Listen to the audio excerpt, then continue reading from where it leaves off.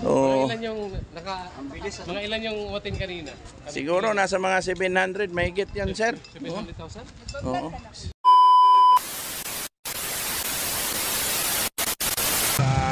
Update natin tong lugar dito ngayon sa Davao.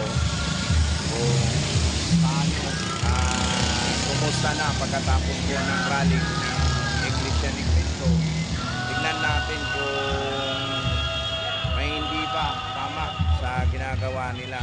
Kasi ang dami pong basura kanina nung rally. Tignan natin pagkatapos ng rally nila kung malinis na ba yung paligid. Tara, samahan nyo ako mga idol. Ito tayo.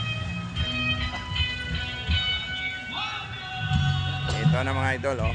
Ito yung lugar kanina kung saan napakaraming tao po. Ang daming tao dito kanina. Halos wala ka pong madaanan dito mga idol. Kanina dito, punong-puno yan ng tao. Mula dito sa kanto hanggang doon sa dulo. Puno po yan ng tao. Pero tignan nyo mga idol, ang linis po ng kalsada.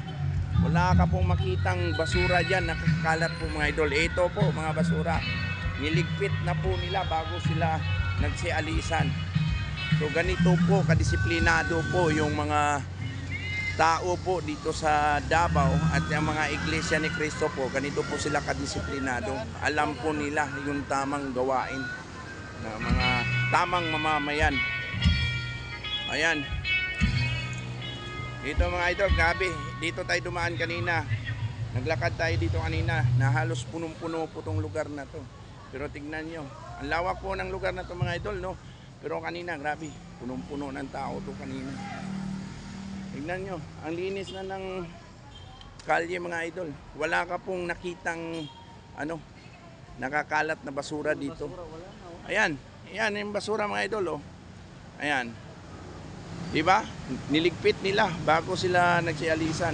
Ito, pauwi na rin kami. Kasama natin si Idol Sir Co-op, no? Nandito, kasama natin ngayon. Ganun kadisiplinado ang Oo. Yan. walang naiiwang kalat. Ganito yung taga Davao. Pagkatapos ng ganitong klaseng pagtitipon, event, yan, makikita mo talaga, malinis talaga yung paligid. Di ba? Ayan, no? Yung basura, ayan, niligpit nila bago sila umaalis. Di ba? Ayan. So ito. Kung makikita mo ngayon, napakalawak po ng lugar. Napakalaki po ng area kung saan maraming may nagtitipon kanina dito. Pero makikita natin ngayon, napakalaki pala ng lugar na pinagtitipunan nila. Pero kalain mo, punong-puno ng tao to dito kanina. Yung mga basura dito kanina nakakalat, ang dami po nakakalat. Pero ngayon makikita mo ang linis-linis na po ng paligid. Ayan, oh, tignan mo yung mga tao dito. Ayan, oh, naglilinis talaga sila. Yan talaga. Ayan. Oh. Ayan, tingnan nyo. Ayan, nililinis agad. So, ganito kadisiplinado po yung Davao mga idol, ha. Kaya sa lahat ng mga nagbabas dyan sa ating mga ating VP Sara Duterte, tignan nyo po yung lugar kung gaano po ka disiplinado yung mga tao dito. At yung lugar pa rin doon, nandun din yung nagkakarga ng mga basura at saka yung mga militar nandito pa rin. Pa rin sila, nagbabantay pa rin sila. Yung mga kapulisan natin. So ayan, yung mga TMU natin, mga kapulisan natin, nandito pa rin, nag-aantay pa rin sila. Ayan, dito pa rin, nag-aantay pa rin sila, nagbabantay pa rin.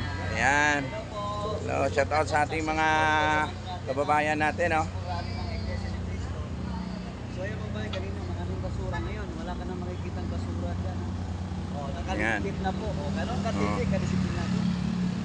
Oh. Yung mga nagsasabi dyan na hindi maganda sa pamamahala po ng mga Duterte.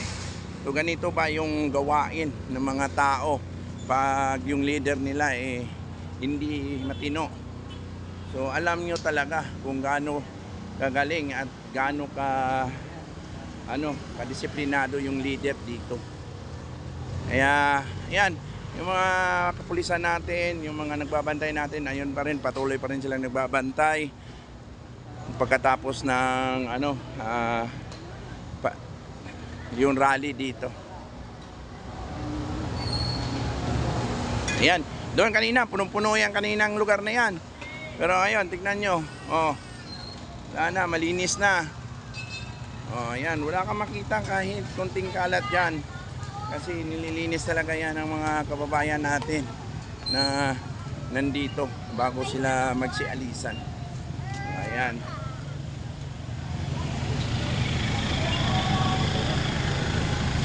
Uy! Tol! Ayan mga idol ha. Oh, inikot na natin yung lugar kung saan napakaraming mga tao kanina na dumalo sa pagtitipon ng peace rally ng Iglesia ni Cristo. Ayan, kitang-kita nyo na, napakatahimik na ng lugar, wala ka nang makitang basura dyan, ang linis-linis. Tignan nyo mga idol, napakalawak po ng lugar na to, kalain mo. Tapos ayan, napakalawak po ng lugar. Kalain mo, tapos punong-puno ng tao to kanina.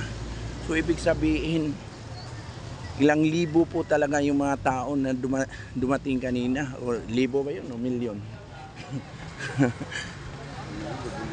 Libo-libo. Mga 700,000, Oo, 800. mga 800, 700,000 yung mga tao kanina. Grabe talaga, ang dami talaga.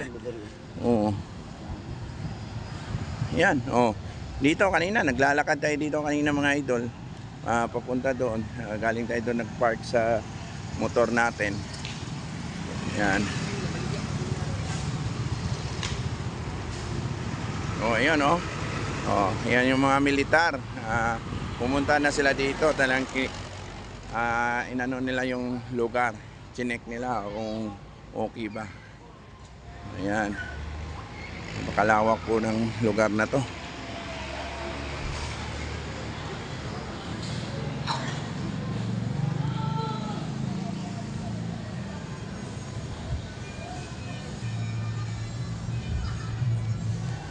Ayun mga idol Ayan mga idol na-update na po natin yung lugar kung saan nagtitipon po yung Iglesia ni Cristo dito sa Davao, no? So, ito na po, tapos na po yung event nila.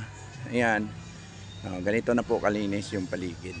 So, maraming salamat po sa lahat na sumusuporta sa ating vlog. Sa lahat ng mga OFW na patuloy sumusuporta sa atin. Maraming salamat po sa inyo. Ayan. Sige bro. So dito kami, maglalakad kami papunta doon sa motor kung saan namin pinarada. No?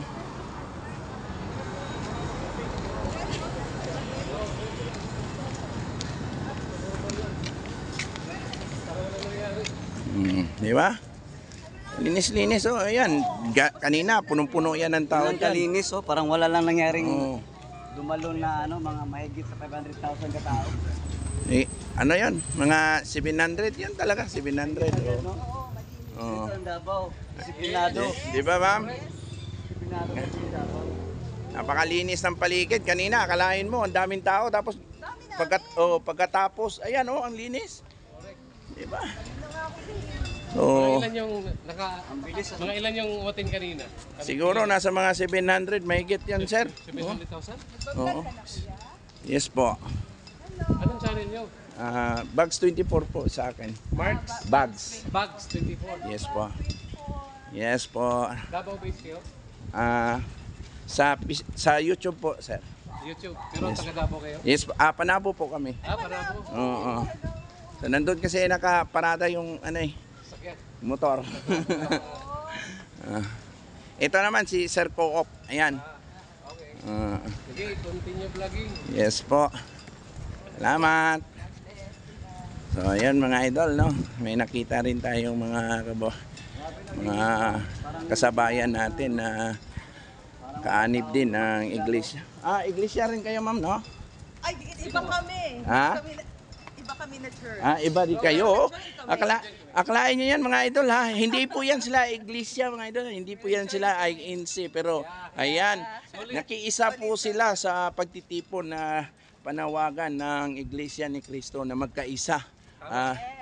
At, Sa bayan. oo, para sa ating mahal na bayan na binababoy na po na nakaupong administrasyon ngayon. Kaya sana magising sila sa katotohanan.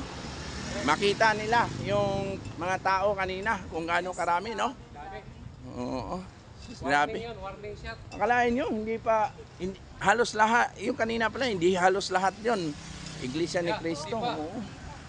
Hindi pa nga nagpuntahan yung iba doon kasi malayo-layo na rin yung lugar, di ba? Oo. Yan. Lalo na kung sasali pa yung ibang mga churches. Nako. Sana naman magising na talaga si si President BBM. Para naman magkaisa tayo. Kawawa Pilipinas. Imbes sila yung unang imahe na maging maayos yung bansa, sila yung unang nagpapakita na katiwalian eh. Ayan mga idol, malapit na po tayo. So maraming salamat po sa pagsama sa aming vlog ngayon. Abangan nyo na lang po ibang update natin sa tungkol po sa impeachment, tungkol po kay BP Sara. So i-update po natin yan mga idol. So thank you po sa lahat na patuloy na sumusuporta sa atin. God bless po.